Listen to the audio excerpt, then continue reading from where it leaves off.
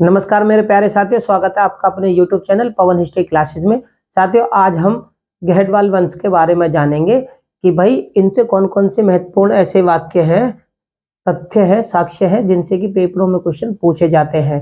अब देखो भाई, इतिहास अपने आप में बहुत बड़ा है, ठीक है, लेकिन हमेशा पेपरों में क्वेश्चन कहाँ से आते हैं? महत्वपूर्ण बिंदुओं से, ठीक है। ये तो है ना कि वो सारे में से पेपरों में क्वेश्चन आ जाएंगे, लेकिन इनके इन वंशों के अंतर्गत जो महत्वपूर्ण साक्ष्य हैं, तथ्य हैं, महत्वपूर्ण बिंदु हैं, उनसे क्वेश्चन पेपरों में बहुत ज़्यादा पूछे जाते हैं। मेरे प्यारे साथियों, चैनल नया है, इसे ज़्यादा से ज़्यादा लाइक, शेयर और सब्सक्राइब करना ना भूलें, ठीक है। शुरू करते हैं गहडवाल वंश और जानेंगे हम इनके शासकों के बारे में और इनके शासन के दौरान क्या क्या घटनाएं घटित हुई थी जिनसे कि पेपर में क्वेश्चन पूछे जाते हैं। तो अब सब ये आप ये जान लीजिए, इनका जो उदय हुआ था ना, उदय इस वंश का, गहडवाल वंश का उदय 11वीं सदी में तो इनका उदय हुआ था और मिर्जापुर की पहाड़ियों में इन्होंने अपना राज्य स्थापित किया था। क्या समझे आप? इनका उदय 11वीं सदी, मिर्जापुर की पहाड़ियों में राज्य इन्होंने स्थित किया, ठीक है। और गढ़वाल वंश को किस नाम से जाना जाता है? गहडवाल गुहिलोत, गहडवाल गुहिलोत के नाम से भी इस वंश को जाना जाता है, ठीक। इनका संबंध, ये जानकारी है संक्षिप्त में गढ़वाल वंश से संबंधित। इनका जो संबंध है इतिहास में, किन किन से संबंध जोड़ा जाता है? ययाति, राष्ट्रकूट और चंद्रावली क्षत्रियों से इनका संबंध जोड़ा जाता है। ये कहा जाता है कि जो गढ़वाल वंश वाले शासक थे वो ययाति, राष्ट्रकूट और चंद्रावली क्षत्रियों से इनके संबंध थे।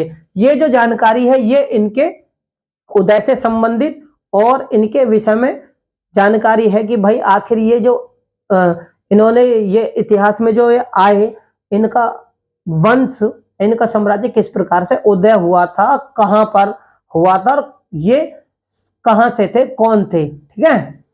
इनका जो संस्थापक था, इस वंश का संस्थापक सबसे पहले यशोविग्रह, जिसका नाम क्या था? यशोविग्रह इस वंश का संस्थापक था और इसकी राजधानी वाराणसी, आधुनिक बनारस, ठीक है। इनकी राजधानी वाराणसी थी और इस वंश के यानी 1080 से 1080 और 85 के मध्य इस वंश में एक राजा हुए थे। कौन थे वो राजा? राजा चंद्रदेव। ये वो राजा हैं जिन्होंने राष्ट्रकूटों, क्योंकि पहले राष्ट्रकूटों का अधिकार, जब प्रतिहार वंश था तो त्रिकोणीय संघर्ष हुआ था। त्रिकोणीय संघर्ष किसमें? प्रतिहारों में, राष्ट्रकूटों में और पालों में, ठीक है। तो कन्नौज पे क्या था इनके समय में? उस समय तो तीनों शक्तियां थी, 6 चरणों में युद्ध हुए थे, 6 चरणों में। तो 6 चरणों में कभी तो तीनों, पहले चरण में तो तीनों का संघर्ष हुआ था, उसके बाद में दूसरे चरण में राष्ट्रकूट अलग थे, पालों की शक्ति ज्यादा मजबूत थी। और तीसरे चरण में फिर क्या हुआ, जब पालों ने किसी आयुध नाम के राजा थे, कन्नौज पर शासन करते थे, चक्रायुध और इंद्रयुध दोनों भाई, है ना, उनके बीच में संघर्ष था। तो प्रतिहारों ने चक्रायुध को और पालों ने इंद्रयुध को शासन बनाया था। तो ये वही है कि लास्ट में क्या होता है, अब जो है, जब प्रतिहार गढ़वाल वंश था तो उस समय राष्ट्रकूटों का अधिकार था कन्नौज पर, कन्नौज पर अधिकार था। तो 1080 और 85 के मध्य गढ़वाल वंश में चंद्रदेव नाम के राजा थे जिन्होंने राष्ट्रकूटों से कन्नौज को स्वतंत्र किया और स्वतंत्र करने के बाद खुद ही राजा बन गए। अब ये खुद ही स्वयं ही राजा बन गए। अब कन्नौज पर किसका था? कन्नौज पर जो था वो गोपाल राष्ट्रकूट, राष्ट्रकूटों के सामंत, गोपाल नाम का राष्ट्रकूटों का सामंत था, सामंत था। उसी को इन्होंने हराया था। किसने? राजा चंद्रदेव ने उन्हें हराया था। इसके बारे में हमें जानकारी चंद्रावली अभिलेख से भी मिलती है। और चंद्रावली हमें अभिलेख से क्या क्या चीजें मिलती हैं? किनके? यशोविग्रह के बारे में और चंद्रदेव के बारे में। वो ये कि ये ब्राह्मण धर्म के संरक्षण थे, ब्राह्मण धर्म को ये इन्होंने प्रोत्साहन किया था, ठीक है। और इन्होंने क्या किया था, काशी, कन्नौज, कुशिक, यानी कन्नौज को उस समय कुशिक नाम से भी जाना जाता था, अयोध्या और इंद्रप्रस्थ, ये धार्मिक स्थल थे उस समय के धार्मिक स्थल थे। इनके संरक्षक के रूप में भी इनका संरक्षक भी माना जाता है। एक तो ब्राह्मण धर्म को संरक्षण, और ये जो तीर्थ स्थल है, धार्मिक स्थल है, इनके संरक्षक, इनकी रखवाली करने वाला रक्षक भी इन्हें कहा जाता है, गढ़वाल वंश के शासकों का। इनका जो उत्तराधिकारी था वो मदनपाल था, इनका उत्तराधिकारी जो था वो मदनपाल था, यशोविग्रह जी, ठीक है। इनका उत्तराधिकारी मदनपाल। इसका उल्लेख हमें कहां से मिलता है, इसके उल्लेख के बारे में हमें क्या है, बसही और सारनाथ के अभिलेखों में भी हमें गढ़वाल वंश के शासक और ये मदनपाल के से संबंधित जानकारी हमें इस अभिलेख से मिलती है। इनके बाद में जो शासन करते हैं वो गढ़वाल वंश के शक्तिशाली राजा गोविंद चंद्र राजा बनते हैं 1114 ईस्वी में, और 1154 ईस्वी तक ये शासन करते हैं। इन्होंने अपने शासन के दौरान मगध और मालवा पर अधिकार किया था, मगध और मालवा पर अधिकार किया था, ठीक है। इनके क्या थे, किसकी सहायता से, लक्ष्मीधर जो था वो गोविंद चंद्र का संधि विग्राहिक था। संधि विग्राहिक मतलब युद्ध और शांति का अधिकारी, युद्ध शांति का सर्वोच्च अधिकारी कौन था, लक्ष्मीधर। इन्हीं के द्वारा इन्होंने मगध और मालवा में इनके सहयोग से अधिकार किया था गोविंद चंद्र ने। और ये जो लक्ष्मीधर हैं ये अपने आप में विद्वान भी थे, विद्वान थे, बहुत अच्छे विद्वान थे। तो इन्होंने क्या थी, कृत्य कल्पतरु की रचना भी इन्होंने की थी। किसने, लक्ष्मीधर ने इसकी रचना की थी। इनकी रानी कौन थी, गोविंद चंद की रानी। गोविंद चंद की जो रानी थी वो कुमार देवी थी, कुमार देवी इनकी रानी थी। और इन्हीं के गोविंद चंद के बारे में ये कुमार देवी का भी एक अभिलेख था जिसका नाम क्या था, सारनाथ अभिलेख। ये किसका था, कुमार देवी का अभिलेख भी था। ये सारनाथ अभिलेख में क्या जानकारी देते हैं, गोविंद चंद के बारे में। और लक्ष्मीधर भी इस चीज की पुष्टि करते हैं कि बनारस पर तुर्की जो थे, तुर्कियों से रक्षा के कारण इन्हें हरि का अवतार, ये पेपरों में पूछा गया सवाल है कि हरि का अवतार किसे कहा जाता है, तो गोविंद चंद। किससे, तुर्की आक्रमणकारियों को इन्होंने साम्राज्य में आगे बढ़ने से रोका था। इसी कारण तुर्कों से बनारस की जनता और साम्राज्य को बचाने के लिए ये हरि का अवतार कहे जाते हैं, ये इन्होंने तुर्कियों को रोका था। इसी कारण ये मशहूर थे बहुत ज्यादा। इनके बाद गहवाल वंश में शक्तिशाली राजा जो हुए वो विजय चंद्र थे, जो 1154 ईस्वी में राजा बनते हैं और 1170 ईस्वी तक ये शासन करते हैं। ये जो राजा थे शक्तिशाली तो थे, लेकिन देखो युद्ध क्षेत्र में हमेशा दोनों राजा खड़े नहीं हो सकते, कोई ना कोई राजा हारता जरूर है। तो ये चहमान वंश के जो शासक थे इनका नाम था विशल देव, ये हार जाते हैं किनसे, विजय चंद्र विशल देव जी से हार जाते हैं, गढ़वाल वंश के शासक। और इस वंश का जो अंतिम शासक था वो जयचंद था। इस वंश का अंतिम शासक जयचंद था और जयचंद अपने आप में शक्तिशाली राजा भी थे। इनकी जो शत्रुता थी, लड़ाई झगड़ा जो था वो दिल्ली और अजमेर के चौहानों से था, चौहानों से, जहां से पृथ्वीराज चौहान भी था। पृथ्वीराज चौहान की और जयचंद की हमेशा संघर्ष भी हुआ था। क्यों हुआ था, शत्रुता थी, क्योंकि जयचंद की पुत्री को पृथ्वीराज चौहान ने स्वयंवर से उठाकर शादी की थी। इसी क्रोध और ये जो इन्होंने अपने समय में भाई किसी की पुत्री को कहीं से ले जाकर करना, तो क्रोध तो आएगा ही।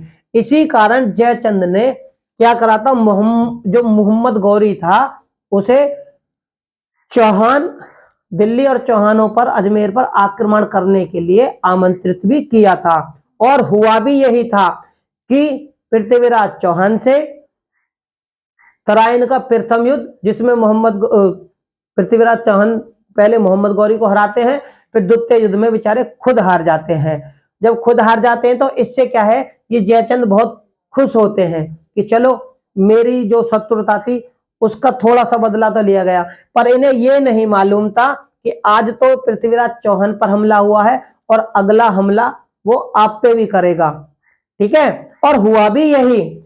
ठीक है, इन्होंने ही जयचंद उसको बुलाया था। अगले जो शासक बने थे वो गढ़वाल वंश के यही बने थे जयचंद, जो 1170 ईस्वी में राजा बनते हैं और 94 ईस्वी तक शासन करते हैं। जब चौहानों को हराने के बाद, पृथ्वीराज को हराने के बाद, मोहम्मद गौरी अब कन्नौज के गढ़वाल वंश पर, क्योंकि कन्नौज पर इनका अधिकार हो चुका था, अब इन पर अगला आक्रमण इन पर करता है जयचंद पर। और जब ये आक्रमण होता है तो ये किस युद्ध क्षेत्र में होता है, चंद्रावर के मैदान में। जो ये युद्ध है वो चंद्रावर के युद्ध के नाम से मशहूर है। तो चंद्रावर के युद्ध में ये होता है 1194 ईस्वी में, मोहम्मद गौरी और जयचंद के बीच में होता है। इस युद्ध में मोहम्मद गौरी जो है वो जयचंद को हराता है और मार डालता है। 1194 में लड़ा गया ये जो युद्ध है कन्नौज का, चंद्रावर के मैदान में, इसमें जयचंद और मोहम्मद गौरी का संघर्ष होता है, जिसमें जयचंद हार जाता है और इसी युद्ध में वो मारा जाता है। अब कन्नौज पर मोहम्मद गौरी का अधिकार हो जाता है। इसका दरबारी कवि कौन था? इसका दरबारी जो कवि थे किसके, जयचंद के, वो थे श्रीहर्ष। श्रीहर्ष इनके दरबारी कवि थे, जिन्होंने क्या इसकी रचना की थी, नैषधीय चरित्र की रचना की थी। किसने की थी? श्रीहर्ष ने। और इनका पुत्र था हरिश्चंद्र इनका पुत्र था, और इसने गौरी के सामंत के रूप में, मोहम्मद गौरी के सामंत के रूप में कुछ समय तक शासन भी किया था। और बाद में 1225 ईस्वी में इल्तुतमिश ने तुर्क सत्ता की स्थापना की थी। इल्तुतमिश अब मैदान में आ जाते हैं, वो मध्यकालीन भारत में हम आपको आने वाली वीडियो के माध्यम से समझाएंगे। ठीक है, तो ये तुर्की सत्ता स्थापित करते हैं। जब ये तुर्की सत्ता स्थापित करते हैं तो गढ़वाल वंश यहां पर समाप्त हो जाता है। मेरे प्यारे साथियों, ये थी महत्वपूर्ण जानकारियां राजाओं से संबंधित। अब गढ़वाल वंश से संबंधित हमें और कहां से स्रोत मिलते हैं, तो इनकी जानकारी हमें कहां से मिलती है, तो वो मिलती है पुरातात्विक स्रोतों से और साहित्यिक स्रोतों से। पुरातात्विक अगर स्रोतों की हम बातें करें तो चंद्रदेव का चंद्रावली दान पत्र, ये वाराणसी के हैं। ठीक है, यहां से हमें गहडवाल वंश के बारे में जानकारियां मिलती हैं, और मदन पाल जी के राहन बसही अभिलेख से भी हमें इनकी जानकारी मिलती है। और गोविंद चंद्र के वाराणसी और कमौली के वाराणसी और कमौली ताम्रपत्र के अभिलेखों से भी हमें गहडवाल वंश की जानकारी मिलती है। और लार यानी लार अभिलेख जो कि देवरिया से प्राप्त होता है, उससे भी हमें गढ़वाल वंश की जानकारी मिलती है। कुमार देवी देखो, यहां पर कुमार देवी जो कि गोविंद चंद्र की पत्नी थी, इनके सारनाथ अभिलेख से भी हमें गहडवाल वंश की जानकारियां मिलती हैं। ठीक, और साहित्यिक स्रोत की अगर हम बात करें तो चंद्रवरदाई का पृथ्वीराज रासो, भैया है तो चंद्रवरदाई अजमेर और चौहानों के दिल्ली, ठीक है ना, लेकिन इसमें पृथ्वीराज रासो से भी हमें गढ़वाल वंश की जानकारी और मिलेगी भी, क्यों ना, क्योंकि पृथ्वीराज ही तो जयचंद की कन्या को लेकर स्वयंवर से शादी की थी, इसलिए वही जानकारी मिलना लाजमी है। और मेरुतुंग की प्रबंध चिंतामणि, लक्ष्मीधर जो कि इनके संधि विग्रह थे, इनकी कृत्य कल्पतरु और हसम निजामी, अब मध्यकालीन जो तुर्की थे उनके दरबारी हो गए, दरबारी आ गए, दरबारी कवि विद्वान हसन निजामी और फरिश्ता, इनके विवरणों से भी हमें गढ़वाल वंश के बारे में महत्वपूर्ण जानकारियां मिलती हैं। तो मेरे प्यारे साथियों, ये वो क्षेत्रीय राजवंश हैं जो कि पूर्व मध्य काल में 3 शक्तियों का संघर्ष बहुत ज्यादा था, प्रतिहार, राष्ट्रकूट और पाल शासक। उनके बाद में जब प्रतिहारों का पतन होता है तो ये छोटे छोटे राजवंश, भाई छोटे, ज्यादा छोटे भी नहीं तो ज्यादा बड़े भी नहीं, ठीक है, अब ये राजवंश होते हैं, ठीक है, और उन्हीं राजवंशों से संबंधित ये महत्वपूर्ण जानकारी, क्योंकि जैसे कलचुरी चेदी वंश, परमार वंश, गढ़वाल वंश, चौहान वंश, ठीक है, तो ये छोटे, ज्यादा बड़े नहीं, ये मान लीजिए अपने आप में छोटे ही राज्य हैं, छोटे ही साम्राज्य हैं, जो कि पेपरों में, इनसे संबंधित पेपरों में पूछा जाता है। तो मेरे प्यारे साथियों, उम्मीद करता हूं आपको गढ़वाल वंश से संबंधित महत्वपूर्ण जानकारियां इस वीडियो के माध्यम से आपको मिली होंगी, और इनसे किस प्रकार से क्वेश्चन आते हैं वो हम अपने आने वाली वीडियो के माध्यम से आप लोगों तक जरूर पहुंचाएंगे।